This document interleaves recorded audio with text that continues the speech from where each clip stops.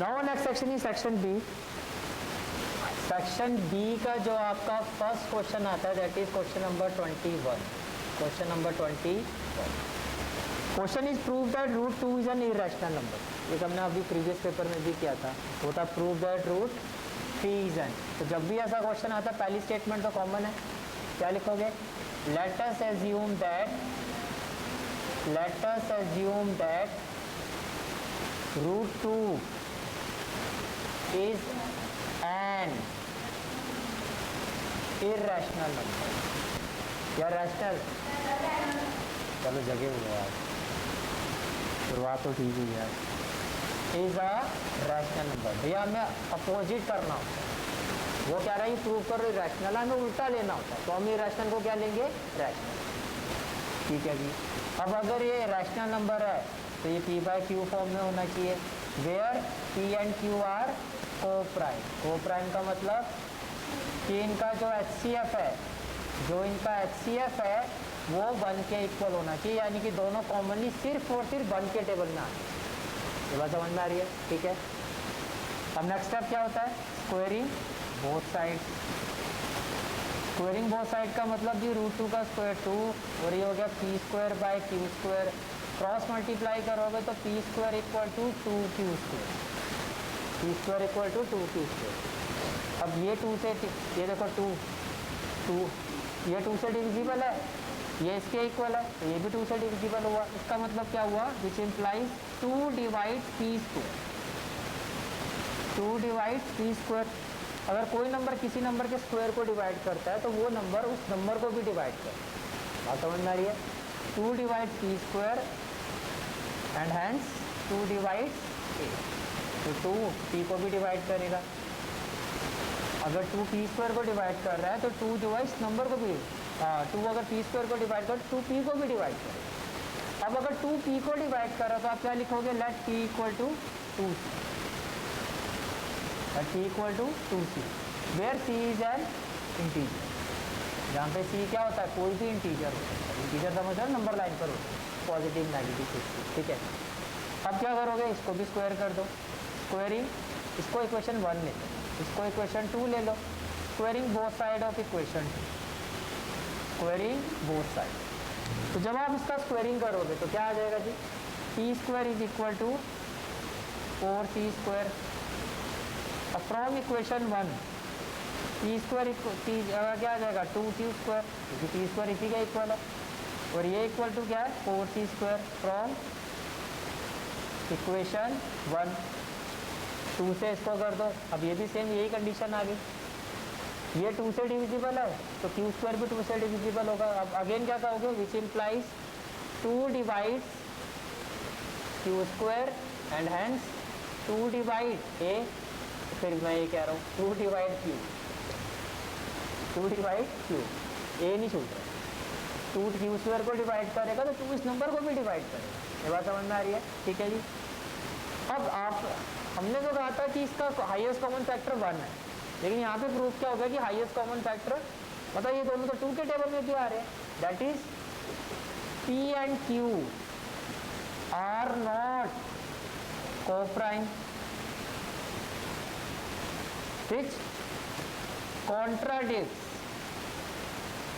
which contradicts our assumption। क्योंकि हमारी assumption तो क्या थी? भैया ये रैशनल है और ये दोनों को प्राइम है, therefore root 2 is an irrational number। फिर इसका मतलब क्या हुआ? ये अपोजिट हो गया। ये आपका क्लियर हो गया? Next question is question number 22। ABCD is a parallelogram. Question number 22 में क्या कहा जा रहा है आपको? ABCD is a parallelogram. तो एक पैरेललोग्राम जैसे कि क्वेश्चन में आपको दिया हुआ है like this, ABCD is a parallelogram. और इसमें फिर AC को ज्वाइन कर रहा है और एक पॉइंट और है P, तो यहाँ पर किसको ज्वाइन कर रहा है? Q। तो ये हो गया P और ये हो गया Q, और ये इंटरसेक्ट हो रहा है पॉइंट O पर। ये तो होगी फिगर। अब आते हैं गिवन पर। गिवन पर कहा जा रहा है ABCD is a parallelogram. ABCD is a parallelogram.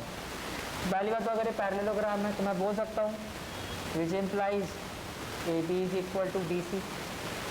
चलो अब इसको बाद में देखते हैं, पहले इतनी बात समझ में आ गई गिवन में क्या है, A B C D is a parallelogram.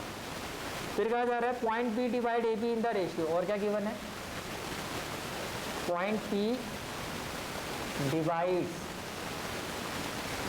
A B किस रेशियो में डिवाइड कर रहा है, इन रेशियो 2:3, इन रेशियो 2:3। ये बात समझ में आ रही है कि पी तो इसको इस रेशियो में डिवाइड कर रहा है, एंड पॉइंट क्यू वो डिवाइड कर रहा है डी सी को, divide D C in ratio 4:1।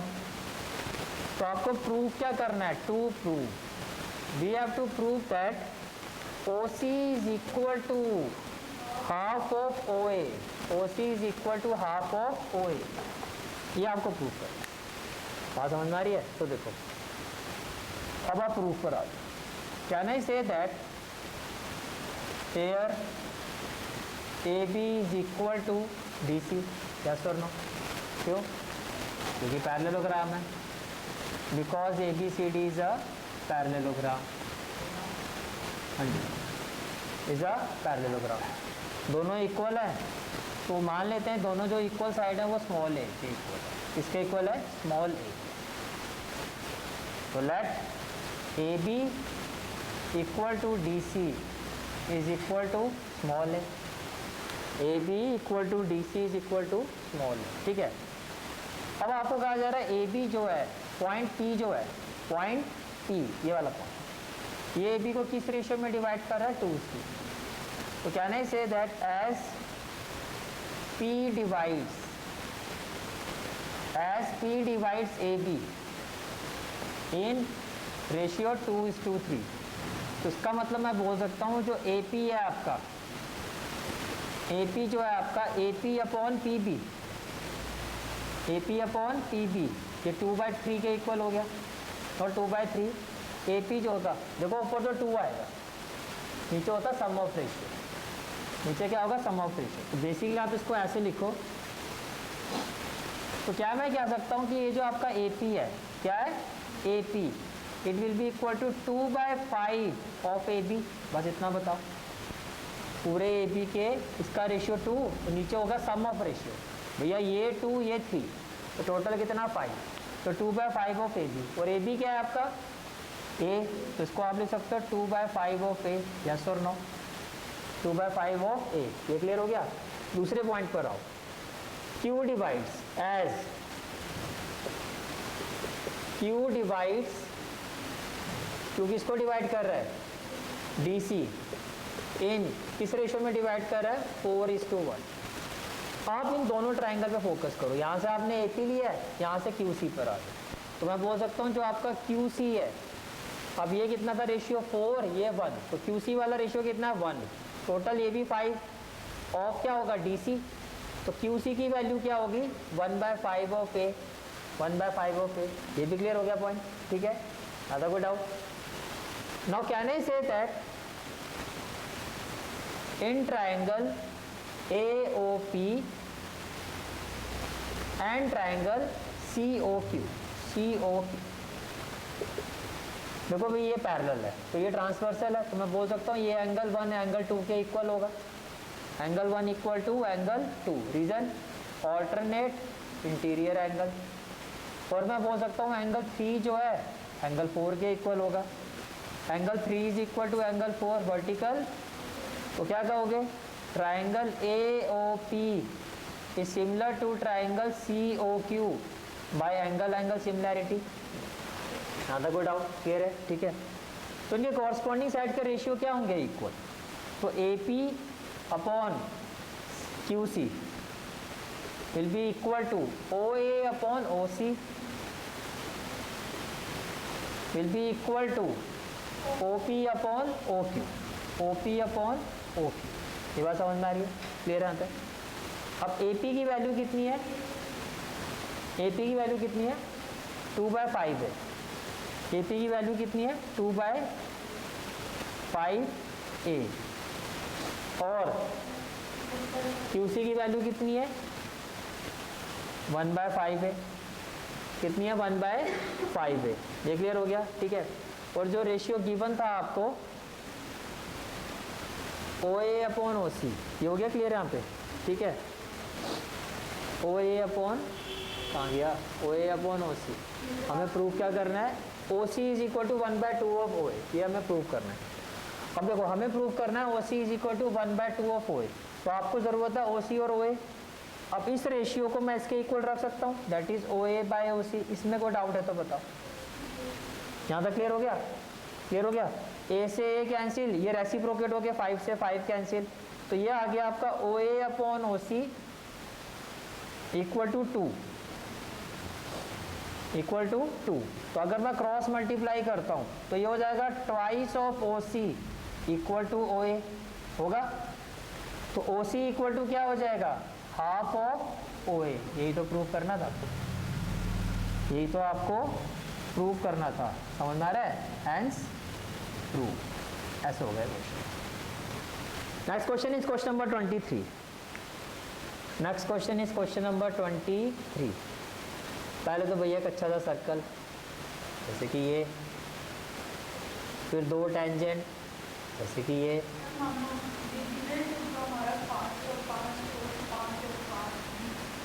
चलो जी, ये P हो गया, ये क्या हो गया A, और ये पॉइंट क्या हो गया आपका जी B। फिर एक टेंजेंट और गिवन है, एक टेंजेंट और बना दो, जैसे कि ये, इसका पॉइंट ऑफ कॉन्टैक्ट क्या है आपका E, ये हो गया C, और ये क्या हो गया आपका D। ये क्लियर हो गया, ठीक है जी। अब क्वेश्चन पे आते हैं, क्वेश्चन में गिवन क्या है। फिगर तो हमने बना ली, इसका centre from an exterior external point P two tangent PA and PB। तो PA and PB are 2 tangents, are 2 tangents, ठीक है। Are drawn to a circle with centre O, भैया यहाँ पर फिगर में गिवन नहीं है पर सेंटर गिवन है क्वेश्चन में, ठीक है। तो ये इसमें एरर है।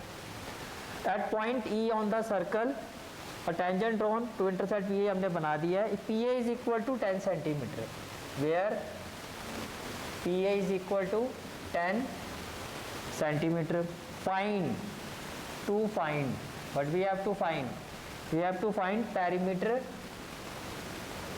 of triangle PCD. We have to find perimeter of triangle PCD. अब PCD का पैरीमीटर क्या होगा, दैट इज आपको फाइंड करना है PC plus CD plus DP। यही तो होता है, किसी भी ट्राइंगल का पैरीमीटर क्या होता है, side plus side plus side. ये कहानी क्लियर है, ठीक है। और फर्स्ट ऑफ ऑल भैया ये देखो, दैट वी नो दैट क्या, कि tangents drawn from an external point। ये देखो, लिख लिख के मैं बुढ़ा हो गया, ये लड़का खुद बुढ़ा हो गया, 2 बुढ़े पढ़ रहे हैं, लेकिन एक बुढ़ा फिर भी ढंग से जवाब नहीं दे रहा है। बुढ़ियों को देखो कैसे रिप्लाई आ रहा है, ठीक है। तो देखो जी ये क्या हो गया, तो इसका मतलब PA is equal to PB। मानते हो, इसका मतलब क्या हुआ, PA किसके इक्वल है जी, PB के। ये क्लियर होगी बात, PA किसके इक्वल है, PB के। यहाँ तक कोई डाउट, ठीक है जी। ऑल्सो इक्वल टू PB हो गया आपका, ठीक है। इसी तरह से आप क्या कह सकते हो, सिमिलरली CA किसके इक्वल होगा, CE के, और D किसके इक्वल होगा, DB के, ठीक है जी। अब ये आपको फाइंड करना है। नाउ जो आपको फाइंड करना है वो लिखो, PC plus CD plus DP। आपको इसकी वैल्यू फाइंड करनी है कि ये किसके इक्वल होगा, ठीक है। PC क्या है, PC plus CD plus D। तो आपने लिखा PC, ठीक है, प्लस में क्या हो जाएगा DP। लेकिन ये जो CD है ये आपका ब्रेक हो जाएगा। CD क्या बन जाएगा आपका, CE प्लस DE, या CE प्लस ED, जो भी लिखना है, DE। यहाँ पे DE लिखा है ना, DE। अब देखो जी, अब देखो जो आपका CE है, सी वो किसके इक्वल है, सी ए के।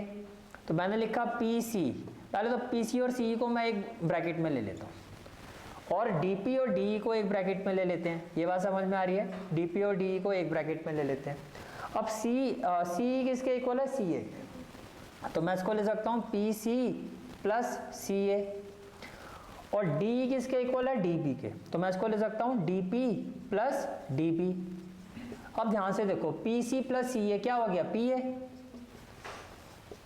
और D P plus D B ये किसके इक्वल हो गया, पी बी। अब पी ए और पी बी इक्वल हैं, और पी ए की वैल्यू कितनी है, 10, तो ये भी 10, ये इसके इक्वल है तो ये भी 10। तो फाइनली ये जो पेरीमीटर है आपका, ये किसके इक्वल आएगा, 20 centimetre. And this is the final answer of this question number 24। ये तो आई थिंक आपको देख के समझ में आ गया होगा। आपको क्या नहीं, इतना तो नहीं समझ लो कि पढ़ो ही मत। 10a प्लस बी कितना है आपका, √3। तो √3 10 में किसकी वैल्यू, क्या कह रहे हो, 1060, किसकी वैल्यू 1060। तो a plus B equal to 60 degree, यानी कि 60। अब एंगल तो यहाँ था, अब नॉर्मल में क्या कहोगे, a plus B equal to 60। पहले इसको ऐसे लिख लो, क्लियर हो गया, ठीक है। 10 ऑफ a प्लस बी को नहीं काटते नहीं है भाई, मैथमेटिकली इसको कैंसिल नहीं किया जाता। अब आपके लेवल पे मैं इतना बता रहा हूँ, कभी भी ट्रायंगल को ऐसे मत काटना, ये कटता नहीं है। इसका रीज़न कुछ हो रहा है, लेकिन वो अब आपके लेवल पर आप इसको सिर्फ इतना समझोगे कि इसको ऐसे काट के नहीं दिखाने लगे, समझ आ रहा है, ठीक है। दूसरा क्या कहा जा रहा है, 10a minus B is equal to 1/√3। तो क्या होगा, 10a माइनस बी 1/√3 का मतलब 30 डिग्री। तो a माइनस बी को क्या ले लेता हूँ मैं, 30। ये बात समझ में आ रही है। अब क्या करोगे जी, solving 1 and 2, solving 1 and 2, solving 1 and 2। तो a प्लस बी किसके इक्वल, 60 के, और a माइनस बी किसके इक्वल, 30 के। तो b से b cancel, 2a equal to क्या हो गया, 90। तो a इक्वल टू क्या हो गया जी, 45। किसी में भी पुट कर दो, किस में पुट करें, 1 में कर देते हैं, नहीं प्लस वाला सही लगता है। Put a equal to 45 in equation 1, ये 45 हो गया। तो b इक्वल टू क्या हो जाएगा, प्लस से इधर जाके -60 - 45 50। अब आगे कुछ और भी लिखा हुआ है कि a प्लस बी जो है, इसका जो सम है वो 90 से कम है, तो देखो है, ठीक है। और a जो है b से बड़ा है, वो भी है ना। a की वैल्यू 45, b की वैल्यू 50। क्लियर हो गया। नेक्स्ट क्वेश्चन जो है क्वेश्चन नंबर 24 का ऑप्शनल क्वेश्चन है आपका। क्वेश्चन नंबर 24 का और वाला पार्ट है, find the value of x, 2 cosec square 30 plus x sine square 60 -3/4 tan square 30, और ये सारी वैल्यू किसके इक्वल है आपकी, tan के इक्वल है। किसके इक्वल है आपकी, tan के इक्वल। क्या मैं इसको ऐसे ले सकता हूँ, 2 cosec 30 डिग्री स्क्वायर का मतलब तो यही है, प्लस x, इसको क्या ले सकता हूँ, sine 60 degree square, -3/4 tan 30 degree square, और ये सारा किसके इक्वल, 10। मान लेते हैं आपको cosec 30 नहीं पता, तो sin 30 तो पता है, 1/2। तो 1/2 का रेसिप्रोकल क्या होगा, 2। तो ये हो गया 2 का स्क्वायर। sin 60 तो डायरेक्टली पता है, √3/2 का स्क्वायर -3/4 tan 30 क्या हो गया, 1/√3 का स्क्वायर, और ये सारी वैल्यू किसके इक्वल, 10। ये बात समझ में आ रही है, ठीक है। 2 का स्क्वायर 4 प्लस x √3 का स्क्वायर 3, 2 का स्क्वायर 4 -3/4, 1 का स्क्वायर 1, √3 का स्क्वायर 3 इक्वल टू क्या हो जाएगा जी, 10। 3 से 3 कैंसिल, 2 × 4 क्या, 8, और माइनस क्या है, 1/4, माइनस क्या, 1/4, 8 - 1/4, सॉरी दीजिए, प्लस ये कितना हो गया जी आपका, 3x/4 इक्वल टू क्या आ गया, 10। जब एलसीएम लोगे तो क्या आएगा, 4, 8 4 जा 32 -1, 4 से 4 कैंसिल, तो 3x इक्वल टू क्या जी, 10। तो ये हो गया 32 माइनस 1 31 प्लस 3x और 10 4 जा 40, 3x equal to 40 minus 31 9, x equal to 3। अच्छा हुआ दीदी समझ में नहीं आया आपको। Question number 25, with vertices AB and C of triangle ABC as centre. पहले तो ट्राइंगल बना लेते हैं। So this is the triangle, this is the triangle AB and C with vertices AB and C of triangle ABC as center. Arc are drawn with radii 40 centimetre. Arc are drawn, तो यहाँ से एक arc ऐसे ले लो, मतलब A S centre, तो एक arc ये हो गया, B एस सेंटर और एक आर्क ये हो गया। समझ में आ रही है मेरी बात? समझ में आ गया? ठीक है। Arcs are drawn with radii 14 centimetre. Radii का मतलब ये रेडियस भी कितना है 14, ये रेडियस भी कितना है 14 और ये रेडियस भी कितना है आपका 14, ये भी कितना है आपका 14। अब आपको कहा जा रहा है and the 3 portion of the triangle so obtained are remove. अब ये जो पोर्शन है आपका, इसको आपने रिमूव कर दिया, इसको क्या कर दिया आपने, रिमूव कर दिया। Find the total area remove from the triangle, यानी कि ये जो एरिया आपने रिमूव किया है कितना रिमूव किया, total area remove from the triangle. तो ये 3 सेक्टर बन गए आपके, क्या बन गए, सेक्टर। तो total area remove, total area remove. तो अब ये एंगल क्या है, ये एंगल ए ही है, ये एंगल क्या है, एंगल बी है, और ये एंगल क्या है आपका, एंगल सी, जो थीटा बाय 360 होता है, सेक्टर है ना सारा। तो ये हो जाएगा आपका angle A by 360, theta by 360 pi are square, यही होगा। प्लस इसमें क्या हो जाएगा, angle B by 360 pi are square, plus इसमें क्या होगा आपका, ये एंगल सी है, angle C by 360 pi are square. कोई डाउट है तो बताओ, क्लियर है यहाँ तक? ठीक है। अब कॉमन बताओ क्या आएगा, तो ये आ जाएगा पाई बाय 360 आर स्क्वायर, ये तो कॉमन आ गया। ब्रैकेट में क्या आ गया, angle A plus angle B plus angle C, और तीनों एंगल का सम कितना 180।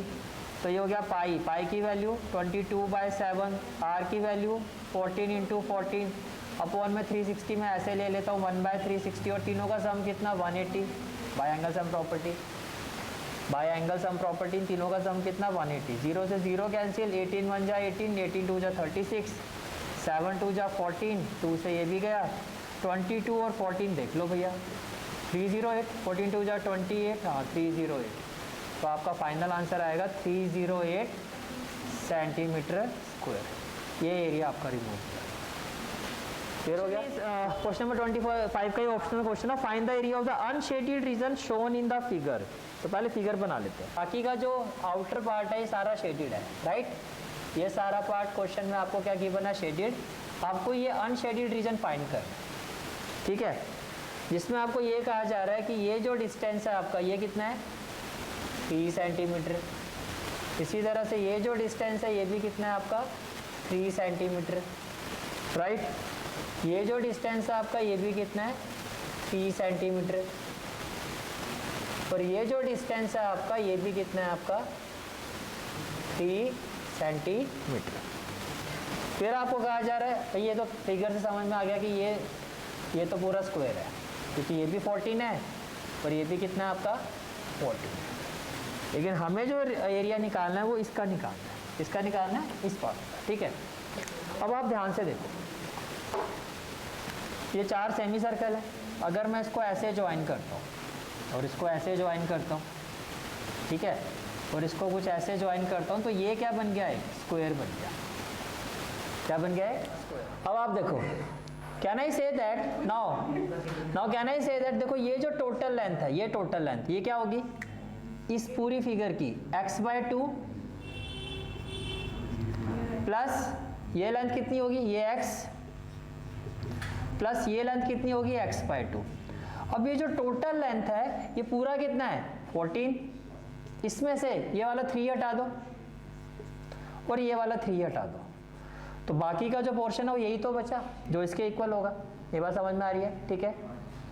तो ये हो गया आपका, यहाँ से एलसीएम लोगे तो क्या आएगा 2, तो ये हो गया x, 2 इंटू एक्स कितना हो गया 2x, प्लस में क्या हो गया x इक्वल टू क्या हो गया 14 माइनस 6, इक्वल टू क्या हो गया 14 माइनस 6, ये क्लियर है।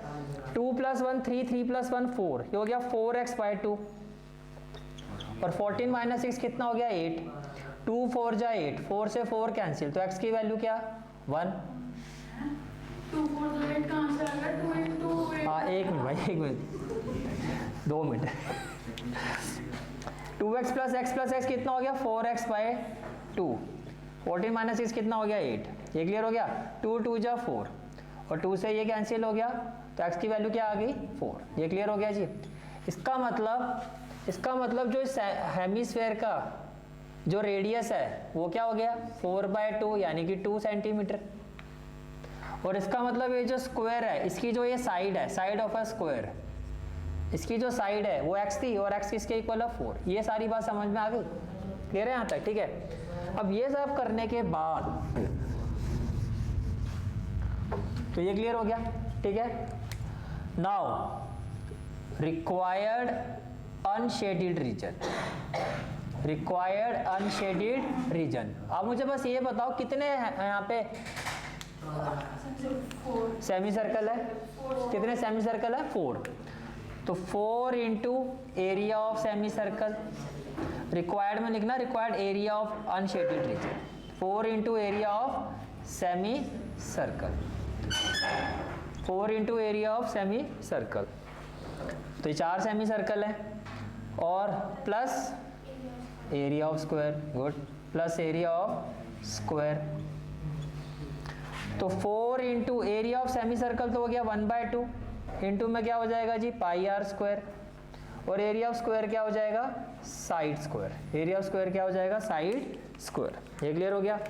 अब इसको करोगे तो 2 2 जा 4, 2 2 जा 4, तो 2 पाई आर कितना था आपका 2, तो ये हो गया 2 स्क्वायर, साइड कितना 4, 4 स्क्वायर कितना हो जाएगा 4 स्क्वायर लिख देता हूँ पहले यहाँ पे, ठीक है जी।